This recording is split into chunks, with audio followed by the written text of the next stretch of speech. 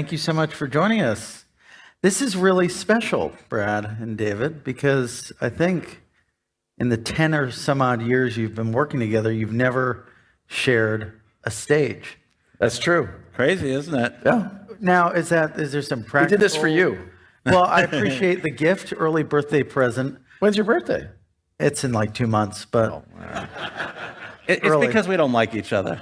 Well, maybe we can start there. Obviously, it's not a lot of people can say that they've worked with someone for this amount of time. Have you guys ever disagreed on anything as it pertains to XRPL or Ripple in this time? And how have you gone over maybe some of those disagreements? The only thing I can think of that we've really disagreed on at times is sort of how much Ripple can do. How many projects can we take on? Is it a small number of things that we think are really big, or a large number of things that we think are interesting, but not necessarily, not necessarily world-changing? So this is sort of the scope. And of course, that's evolved over time as Ripple's resources have evolved. I'll just add, I truly say this, I'm not just saying because he's sitting here, but I think David Schwartz is one of the smartest people I've ever met. And so it's really hard to disagree with someone that you think is that smart. Like, if I disagree, it's like, okay, I'm doing something wrong. I actually do warn people frequently that I can be very persuasive even when I'm wrong. He does. So they should actually be careful. He has done that to me. Because if I'm wrong and I persuade Brad that I'm right, that benefits nobody. But look, I think he's incredibly smart, incredibly passionate. His more recent adoption of trying to be a comedian on Twitter, I'm less impressed with. We sometimes disagree with his... I did call him a number of times, encouraging him to think about things he was posting on Twitter. My wife keeps threatening to buy me new joke books. You've got your wife on one side and Brad on the other trying to rein you in to no avail. Let's maybe talk about the evolution of Ripple as a firm and XRPL. How has it changed, right, in terms of what people might think of it and what it's sort of become today? I think from the earliest stages, some things have remained constant. Very early on, we decided we weren't trying to be a consumer outreach player. We wanted to play at kind of the infrastructure enterprise side of things. And early on when I joined the company, and David predates me by a couple of years, when I joined Ripple, we were trying to do a number of things around smart contracts with Codius, around identity. Just listening to David speak this morning, it's interesting to see thematically how some of these things are still relevant and still omnipresent. But we decided to really focus on payments at the time. As David has suggested, we have subsequently kind of expanded beyond that. We now have, at the time when I joined, we had about 80 people. Now we have hundreds and hundreds of people. And so I feel like we can do more things. But I will say, I think the culture of Ripple, I hope we continue. And frankly, the culture of the whole XRP community, which has just been phenomenal, is like, how do you create small groups who get a lot of shit done, as opposed to, layers and layers, like let's try stuff. And if it doesn't work, that's okay. We try again. We built something called Liquidity Hub, I guess 3 years ago, which really didn't play out the way we thought. And some people say, oh, we failed. We succeeded by trying something new in a nascent, exciting space. It didn't develop the way we thought it would. We decided that's not the right place for us to focus. Let's put those resources somewhere else. Just to clarify, I'm usually on the do fewer things side of that argument.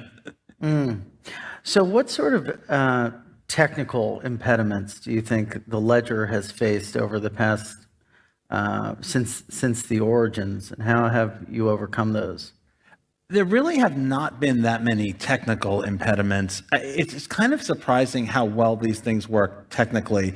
I mean, they're not infinitely scalable. There's always fear of security issues, but there haven't really, at least in the XRP Ledger space, knock on wood, we really haven't had technical problems. I think the biggest problem, and I talked about it a little bit just a few minutes ago, because of the XRP Ledger's design, it's different from other blockchains in some important ways. So like transaction fees are very small because there is nobody who's profiting from it. That's good. It's fixed function, which means you don't have some of the security problems that you have with smart contracts. But the downside is that adding new features is slow. And so like, you know, adding the AMM feature took 2 years. It's great. It came out really nicely, but it would have, you know, other blockchains probably could have deployed something much faster and did. And Brad wants to do 1,000 different things, so that makes it challenging. Yeah. I'm not going to argue with that. So, Waltz, there haven't been that many technical challenges per se, although maybe not being able to move as fast as you would like to is one of them. There have been a lot of just macro and general crypto problems that have trickled down to XRPL and the firm Ripple as well. But those seem to be improving, Brad. Is that a fair take? I mean, at least from a regulatory perspective, XRP is now backlisted on Coinbase and trading. That's good news. But it's not 100% maybe where the industry would need it or want it to be. Yeah. Well, look, I think as you reflect on the last handful of years, we'll call it 4 or 5 years, there are things that are super frustrating. You know, why did the SEC go after XRP kind of first, if you will? There, you know, in some ways you look at that now and you say, we're almost at the very, very end of that journey. I think that, you know, hopefully we have resolution. We can't control that now. The judge, you know, will make the decision when she makes the decision. My estimation is sometime before the end of the summer. Somebody asked me, is that the end of August? I pointed out that September 21st is the end of summer. So I don't know, sometime there. I think my birthday, August 28th, that's the end of summer. You know what? I'll ask her if we could celebrate your birthday with that. That would be, we'll all celebrate with you. We'll call the judge. But look, it has been frustrating. What has been exciting is the momentum that has been building. I mean, look, there are 3 times as many people here as the last Apex. This community is more active, more vibrant, more entrepreneurial. I mean, it's just awesome. Like I see the momentum and the excitement here, and it's just very palpable. The U.S. market remains, frankly, a laggard. You know, the U.S. regulatory environment, even though Ripple is at the tail end of that, and I think it's strange to me that XRP is in such a unique position and that the market hasn't kind of rewarded that. XRP in the US is one of the few things we can say definitively is not a security. With ETH, I don't know how that's going to play out, right? Apparently Wells notices, which is the SEC kind of pre-warning that we're going to file a lawsuit, have been gone out to consensus, well, purportedly, as I've read, maybe on your side as well, to consensus. You know, we know the Ethereum Foundation has received various inquiries. So look, it's super frustrating. And even it's not just the SEC. The United States kind of current administration with Gary Gensler as the head of the SEC has been pretty hostile towards crypto. But look, you asked the macro question. That has been frustrating. I think we're on the largely on the other side of that. And it's the reason why I'm so excited. And hearing David talk about what's going on in the XRP Ledger, I look at the next 5 years and what this community may look like 5 years from now, and I get very excited about it. David, what does that look like from the perspective of client engagement and the penetration of certain products in the U.S. market? Has sort of the shift that Brad described, has that translated into more business effectively? Not too much in the U.S. market. You know, globally, we get hung up on the U.S. market. It's a small, it's an important, critical piece. Obviously, I'm an American. I would love to see the United States be a hub for innovation in crypto. It looks like the United States, at least, you know, we'll see. But I just want to point out that like business outside of the United States is great. I mean, the regulatory challenges are much, much more tractable. But, you know, Ripple has licensing in, you know, many countries, and we're launching payments products and other things. You know, in the United States, it's enterprise adoption is much more difficult. Yeah. Probably tied to some of those regulatory overhang that we're describing. So there's those issues with institutions and maybe financial services firms. From a retail perspective or a consumer perspective, I reckon they're less concerned about Gary Gensler and just more concerned about these things being difficult to use, right? So I was listening to your talk this morning, obviously, as we all were, and I'm curious to get both of your take on how mass adoption occurs. Obviously, I think one component is going to be making this stuff easier to use. Yeah. I think the fact that Iggy Azalea followed me on Twitter this morning is a good sign for mass adoption. But what else is it going to take? Well, user experience is super, super critical. You can't, if you have to understand the technology in order to get it to work, there was a time when you had to understand cars to drive a car. You had to understand copying machines to have a copying machine. We have to turn that corner. But I think the other thing is that we need products that meet needs that real people actually have. One of the things that I mentioned in my talk is, like, for most of us, we're very well connected to the financial system, and getting money into and out of a blockchain is not difficult for us. But if you're someone who, doesn't have a whole bunch of money that you can just, send off and not be able to get to for a while, on-ramps and off-ramps are critical, interoperability, like all of those things. But really what it comes down to is just the user experience has to be great, and it has to solve a problem people actually have. It can't just be interesting. It's like, oh, it's really cool that it can do this thing, right? It has to solve a problem people actually have. One of the things David also talked about on stage earlier today is he had been around in the earliest days of the internet, kind of the internet 1.0. I'm a lot younger than him, but I also was around. Why is that funny? I don't know. I thought that was Frank. Shots fired. I was around those days as well, and I think one of the things that really catalyzed the growth of kind of the internet 1.0 was usability. Yeah. Mosaic came out as a first browser that evolved into Netscape. That trying to use some of these technologies that predated the browser as we know it. I mean, people can't even think about the internet before a browser. But those things didn't exist until I think 92, 93. That was the explosive growth. And so I think, again, when I think about the big picture where we're going over the next 5 years, 10 years, I think we are now focused on abstraction layers that can actually, we don't need to know how the technology works. We don't need to know how SMTP works to send an email. Why do we need to know how to do things with core layer 1 technologies in order to take advantage of them? Or bridging and the like. Things are getting better, though. I mean, for sure. I think a lot of folks outside the industry or a skeptical person might think that the whole, baseball analogy, first inning, or maybe we're still in the dugout tying our shoes. Well, I think because we're in Amsterdam, we can't use baseball. Yeah, whatever sport they play here. Soccer. I'm sure it's a great sport. Soccer. Soccer is the same, except they call it football. First quarter of soccer or football. Yeah, they call it football. On the pitch. They're gonna tar and feather me. No, but in all seriousness, it sounds like Cope, right? That we're in the first inning, or it's still early, but to a degree, I mean, this stuff takes a lot of time and energy. One product that probably has found the best product market fit is probably stablecoin, if you look at the adoption of those. And let's talk about that, right? Let's talk about maybe the new name of the stablecoin. Let's do that. David made some news earlier this morning. More news that we're going to... It's like a gender reveal conference. Like... That's why they need more parents. The name of the Ripple stablecoin will be RLUSD. I like to call it Real USD, Ripple USD. We're very excited about this. I also will emphasize, as I've emphasized many times, we think this is very much complementary, additive to what the overall XRP ecosystem is doing.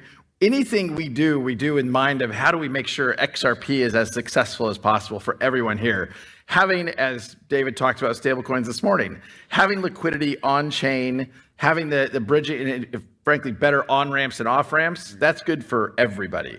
In no way does that take away from our commitment and our desire to see the XRP ecosystem continue to grow. How did it become XRPL and stablecoins versus, it seems like, at least if you rewind the clock a few years ago, XRPL would have been an alternative to stablecoins, or sort of a reason for stablecoins maybe not even to exist. How did that shift happen? Well, I think one key thing to look at is just the way the DeFi universe sort of evolved, that you have stablecoins as a key enabler for DeFi. One of the things is that they're stable, and there's some cases where volatile assets are very useful, and there's other cases where volatile assets are not that useful. Like if you're trying to do things like volatility harvesting, you need volatility to harvest. But stable coins, like for pricing things and for for holding things, for like dry powder and trading when you don't want to be in the market, you really do need both. If you're going to have an AMM, there has to be at least two assets, right, that people are trading. If you're going to have liquidity, it has to be liquidity between two assets. So you have to have multiple types of asset and multiple asset classes. One of when you work for Brad, you learn these things called Bradisms. There's things that Brad says all the time. Let's change the subject back to the stock. No, we're not going there. By the way, my wife has been learning Bradisms to use back at me, and so like I'll be having a conversation with her, and she'll say to me, "I feel like you're trying to manage me," and I'm like, "Oh no," because if you ever hear that from Brad, you are screwed. You rethink all the choices that led you to that position. No, he is, but one of the Bradisms, as he was saying, is or. The power of or versus the tyranny of and. Sometimes things are not alternatives. You can have both of them, and there have to be options. People are going to have different use cases and different demands and needs. And the XRP has a privileged place on the XRP ledger through pathfinding. Always looks for XRP liquidity first. The auto bridging causes trades to automatically look at XRP liquidity where they don't automatically look at any other liquidity. So XRP is always going to have a privileged place as a bridge asset on the XRP ledger, and stablecoin ecosystem is not going to change that. It's just going to enable more use cases. So how would you describe those use cases to a potential big ticket client? How would you say, Brad, here's the value proposition of XRP and XYZ use case. Here's the value proposition. I don't think about it that way. I don't. It goes back to what I was saying earlier. That customers don't care which technology you're using. They want their problem solved. One of Ripple's core kind of go-to-market products has been around payments. You don't go and say, well, hey, this is how we're going to do these things and get into the weeds necessarily. You approach them and say, okay, let's talk about corridors that are priorities. Let's talk about how you're managing liquidity today and how you're pre-funding, and how we can reduce those costs, how we can improve the speed at which that's happening. More often than not, the fact that it's happening through a stable coin. I mean, today, as I think you and I have talked about before, Ripple uses stable coins in our payment flows today. We've used USDT, we've used USDC. Actually, I may not even know. We may have used other things that we don't necessarily go to the customer and say, here's exactly how this is happening. So I think about it really as part of that abstraction we're talking about for mass adoption. I mean, this is on the enterprise side, but they want a problem solved. And one of the things I certainly talk a lot about in the crypto macro ecosystem is we got to focus on utility. We got to focus on problems. If we're just focusing on kind of hype cycles or speculation, that's not sustainable over the long haul. And I think certainly what Ripple's trying to do is to treat it that way, as be clear about who our customer is, be clear about what problem we're solving for them. So what is the big problem that customers are facing? Well, I think in the payment space, pre-funding and funds not being available when they need them, holidays, banking hours, those types of problems in the conventional financial space, liquidity being fractured. You use a payment company and you're stuck with whatever liquidity they have access to.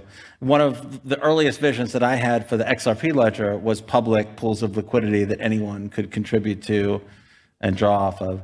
I think in other interesting spaces like real world asset tokenization, there are all the obstacles of reaching customers, and there's all the obstacles of like the administrative overhead. If you're talking about things like fractional ownership, just like the overhead of doing these things in the conventional financial space is just very, very painful.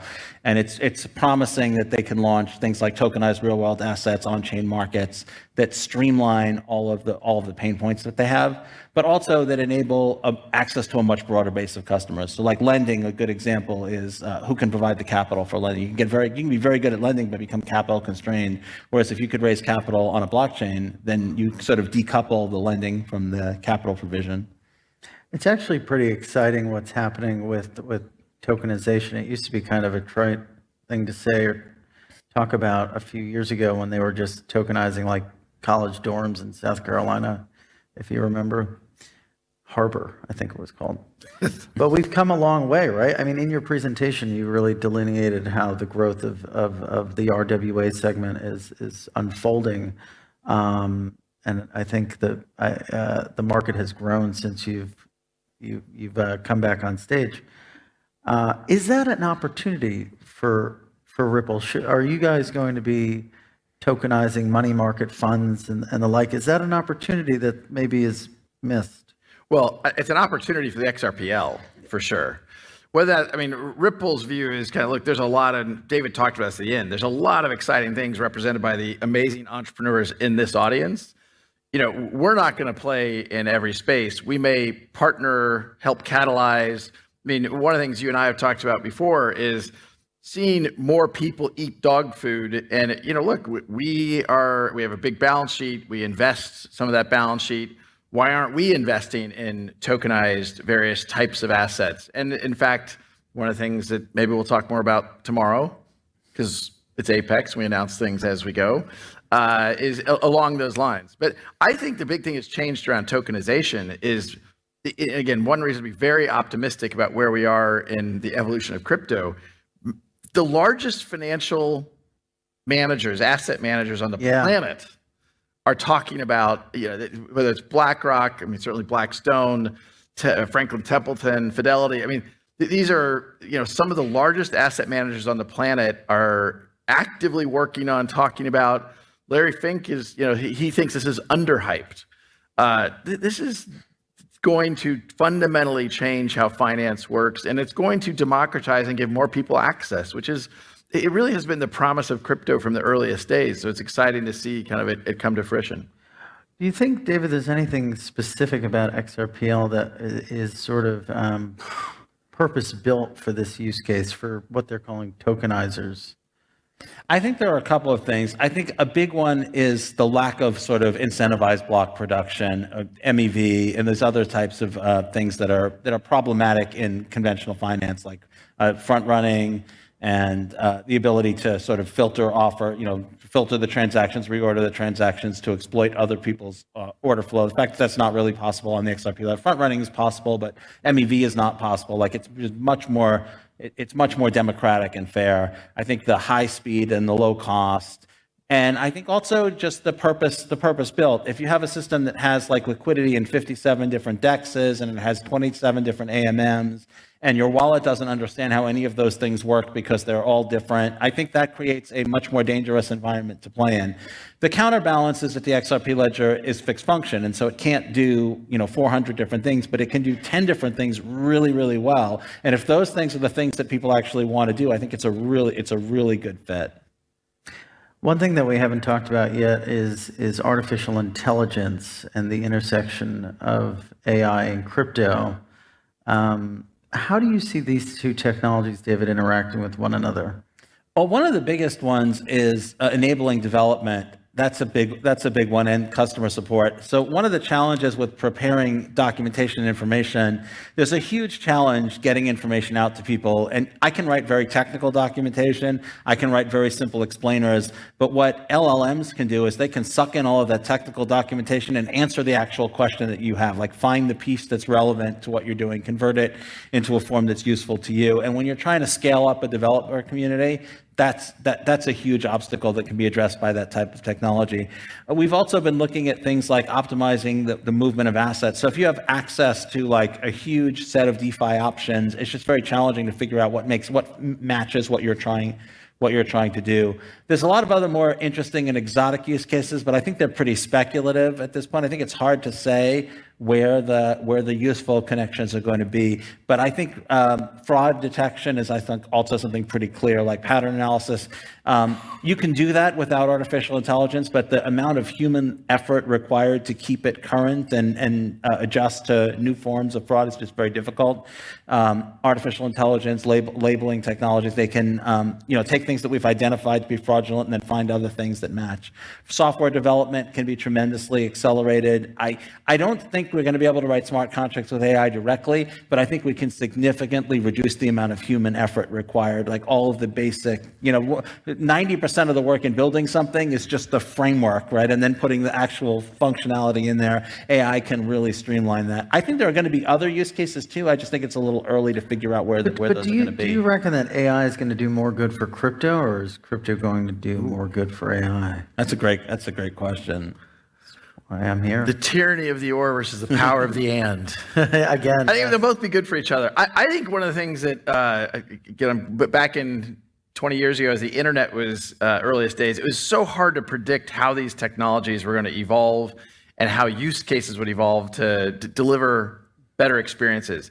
In the AI world, one of the things I think it's hard to predict is you probably will have a future where some AI agents become economic actors. And if they become economic actors, they probably need to have some different type of payment infrastructure than how the world works today, because they're probably, you could imagine an AI agent that is facilitating micropayments that you simply can't do over traditional rails, which I think is where AI actually helps crypto in various ways. You talked about use cases and mass adoption. Maybe mass adoption and the number of wallets on a blockchain will explode because you're going to have hundreds of thousands or millions of AI agents that become economic actors doing, I don't know what. sibling maybe. Say again? Sibling. I don't think ChatGPT is going to walk into a bank and open up a bank account, right? It's going to have to be something that comes from our space. So AI agents in the future will all have, they could have multiple different wallets. Sure. That could be interesting. And therefore becomes one of the things David talked about, interoperability, bridging. These are things that are going to matter. Well, they matter today. They're only going to become more important. But I do think about why is XRP and the XRP Ledger well positioned in the speed, the cost, the scalability. Those things really are only going to matter more in the future. It's interesting, right? Interoperability is something that you've talked about a lot, David, and it's so important to... New Alka-Seltzer Fizzy Melts. Fast fizzy relief of occasional heartburn. Wow. No water needed. To the space to overcome, right? Because even if you think about the number of hacks, the most recent downturn that we still saw hacks increase whilst price decrease. And a lot of that has to do with these honeypots, which are the sort of vectors between the chains, as it were. How much room do we have for improvement? God, so much. That bridge, I call it the bridging problem. We have bridges that work, but there are still a number of problems in the security space. There's two core problems. One of them is just if the bridge is making a lot of money, then it's going to be expensive. It's kind of going to suck. If the bridge is not making a lot of money, then who's going to pay to secure it? What's going to prevent people from exit scamming? There's those kinds of challenges. The other problem is that either there's somebody who can fix a bridge if it breaks, or there's nobody who can fix a bridge if it breaks. If there's nobody who can fix a bridge if it breaks and it breaks, we're all in trouble. If there's somebody who can fix a bridge if it breaks, they can fix it even when it's not broken, and that's not good. And these are very simple ways of understanding like very deep, serious technical problems. And I've met with a lot of people who build bridges, and I can always immediately see where and I ask them the question, and they're like, "Yep, you're right. You're right." And I'm like, I'm not criticizing you. This is a problem that we all need to come up with better solutions to. And there are promising technologies, and many of them just push the problem somewhere else. This is a problem that we all need to solve, but we don't have a great technical solution yet. Everybody's working on it, though. So, It's incredibly stressful. If you've ever bridged, it's not fun. Yeah. So, Brad, do you think that you'll share the stage with David again? Or maybe we'll have to wait another 10 years, 2030? I don't think we'll wait 10 years. We talked about this a little bit. Like David, we kind of divide and conquer a lot of times. And, for us both to be in the same place is a special opportunity. And I think there will be more opportunities to talk about kind of what's going on and come together. But it's indicative of the excitement we have about what's going on in this room. Yeah, I think the latest tally was 700 or 800 attendees. So that's about right. Wow. Yeah, thank you everyone for coming. I guess we'll just end really quickly. We've got a minute and 11 seconds, now 10, 9. What are you guys most excited about for the upcoming year? or for the rest of the year, I should say. David? Well, obviously, the launch of the stablecoin is going to be exciting. There's a number of other XRP Ledger plans like lending protocol and so on, and oracles that are coming up. But I'm really excited to see what happens in the political sphere in the United States with now, crypto politics becoming part of mainstream politics. And of course, I'm excited to see, continuing enterprise adoption, bringing people onto the blockchain, and maybe some progress on the bridging problem. I'll echo David. The fact that crypto has become part of the American political system conversation is a massive evolution, and it's really just happened in a few weeks. I mean, it's changed very, very quickly, and I think that has very positive long-term, that's very, very good. The thing that I'm most excited about this year, and really I'm going to give the year, not just calendar year, but we talked earlier about simplicity, we talked about usability, the abstraction layers that I see people building so that these technologies are more usable and more approachable, I think are critical to the industry, critical to the XRPL, and I'm very excited about what I see happening there. Fantastic. Well, thank you guys so much for taking the time. This was a lot of fun. Thanks, Frank. Yeah, and happy birthday. Thank you.